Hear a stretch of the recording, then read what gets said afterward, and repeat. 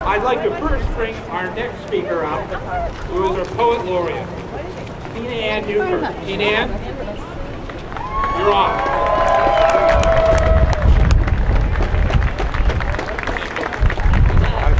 Hello, patrons. I'd like to share a few thoughts in my own special way.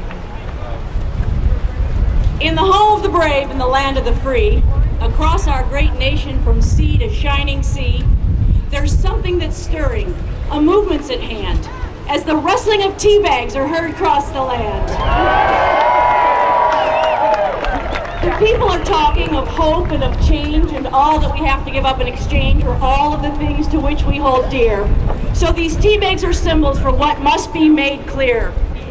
That the great experiment that's America, it's not failing or wrong, though many today are sure singing that song. It's not that it's broken, it has worked just great. And my friends, that's what we're here today to debate. A limited government's what our forefathers planned, with citizen legislators who traveled the land and met to ensure a few simple principles were met, but sadly it seems things have changed while we slept.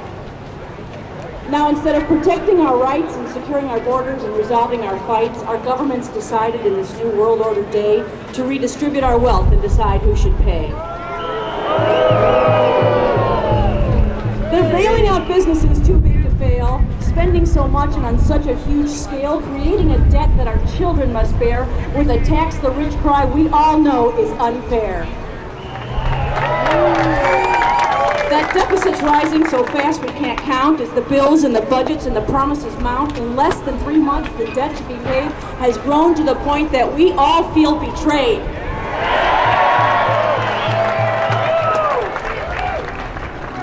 The 545 folks we've entrusted are playing a game that's left us disgusted. Between the favors they're granting and the elite goodies they're throwing, looks like the whole game's being run by Michael Corleone. I just walked past that. With Congress's approval rating lower than low, we continue to watch, wondering how low it will go. And yet, it's we who continue to give up our consent with an incumbency rate over 90%. Now they're punishing progress and rewarding the few who didn't keep up and who failed to construe that a commitment to living the life that you choose does not mean a handout or any sort of excuse. It's time to stand up and declare no more. For as much as they'd like to, we're going to be hard to ignore. The power's in the people. Well, it's supposed to be, as this roars right across this nation and we yell, "Don't tread on me!"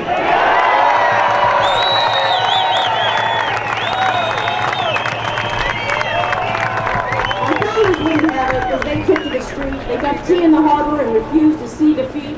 If ever was a time to look to history and be stirred, in the tradition of our fathers, it's time to stand up and be heard.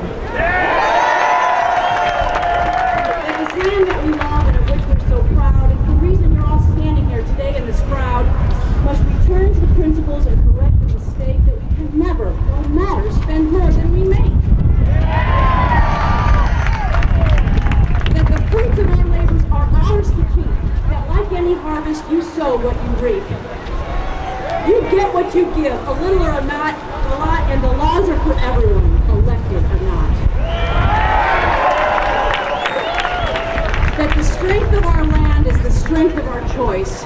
We expect to be heard as we speak with one voice. That our government be returned from where it was once before and be a government of the people, by the people, and for the people once more.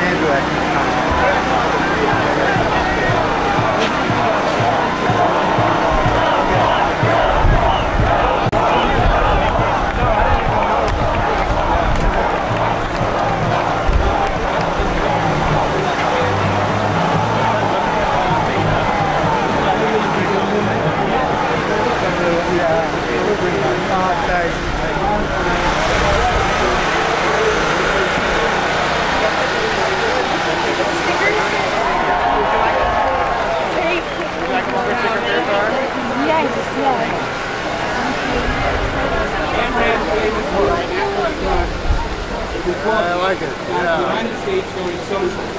That has clear connections with account of what's going on right now.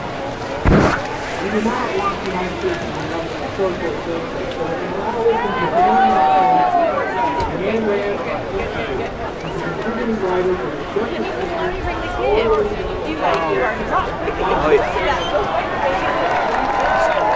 Thank you. I never like having to start off like that with the host, but it's fine.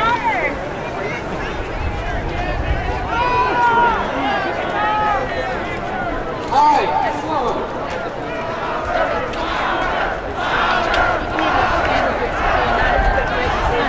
My parents are small business owners, and for years they struggled trying to keep their head above water. And I remember hearing about sleepless nights, having to lay off good employees and good friends. Well, I'm happy to say they were able to turn it around and they're doing quite well now. My mom the other night, she said, look, I gotta tell you, we're getting killed by taxes. How are we supposed to grow our business if the little that we make is taken by Washington? She said, you know what it feels like? It feels like we are being punished for being successful.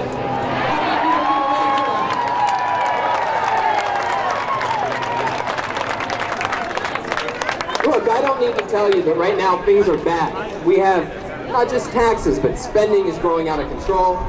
The regulatory noose is getting tighter by the day. Barack Obama apparently wants to be CEO of General Motors. Barney Frank wants to decide how much we should pay our employees.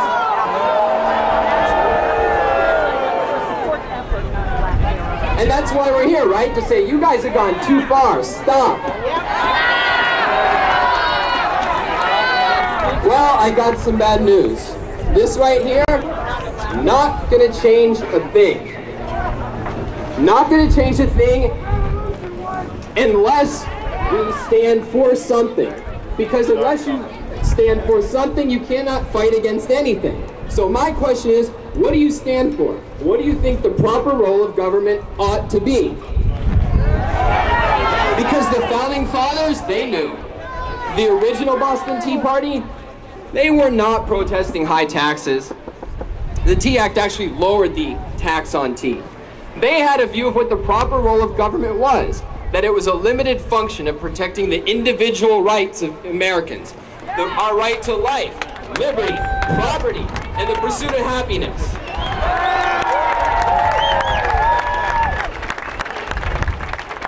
Now, we've come a long way from that ideal. Why? Well, as I said, I work for the Ayn Rand Center for Individual Rights, and part of my job is to advocate for limited government, to advocate for the founders' ideal. And you know what I hear whenever I say that to people? The #1 objection is, Don, that's selfish. You think people should have to plan and save for their own retirement? That's selfish. You think that we shouldn't bail out underwater homeowners? That's selfish. Why should they have to move? You think people should be able to make a lot of money and keep it? That's selfish. What about all these people struggling just to make ends meet? And guess what? They're right. Individual rights are selfish. The Declaration of Independence is a selfish document. It protects your right to your own life, to your own liberty, to the pursuit of your own happiness.